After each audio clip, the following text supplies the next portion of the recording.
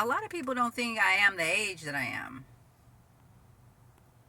I'm actually 46. I just turned 46 this year. And I am trying to sustain my youth, sustain how I feel, sustain my energy levels. But man, I tell you, shit changes once you get over that hump of 40 years old. Some things that I wish somebody would have told me was that, you have to continue to work out and be active. I know there's people out there that go to the gym. They're gym rats. They go to the gym all the time. And I kind of fluctuate between going hard and then kind of falling off. So, what's the word for that? Consistency. Um, yeah, so being over 40, definitely got to work out, got to do stretches. I have to stretch every single day. If I don't stretch every single day, my body, it's so tight, it gets like locked up.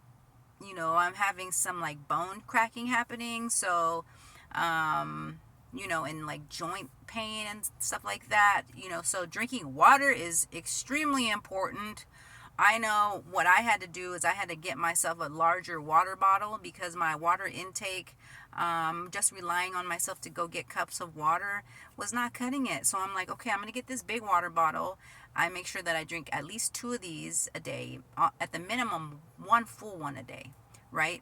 We're supposed to be drinking like a gallon of water every day, but man, I have to pee all the time when I'm drinking that much water. Dude, it's hard. And so I work on the road. I'm on the road. I'm in my car a lot. And, being over 40, I'm like, dude, I need to get to the bathroom. I need the bathroom immediately. So sometimes I'll refrain from drinking water when I really need to. Something else that I've been using a lot has been castor oil. Castor oil has been a game changer for like joint pain. I burned myself on my stove a couple months ago and I put some castor oil on the actual injury and it helped alleviate pain like instantly. So I've been like obsessed with castor oil recently. And also another thing that I've been doing now that I'm over 40 is just trying to do more natural remedies and natural products. I started taking sea moss gel. I started actually ingesting castor oil at least 2-3 times a week because it's highly antiviral, highly antibacterial.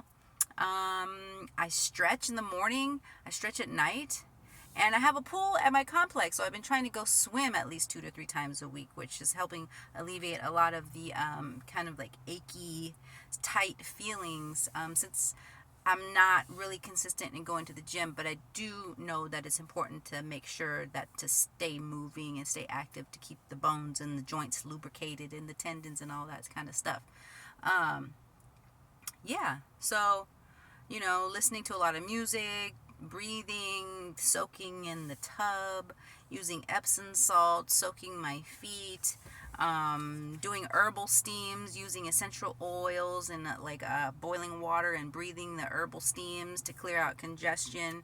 So a lot of these things, I'm like, man, these are things that my ancestors probably never did, or my grandparents or people that had passed on. I've had a lot of family pass at a young age due to health related issues, and so what I'm trying to do is do things that maybe they didn't do in the past to help keep them healthy and help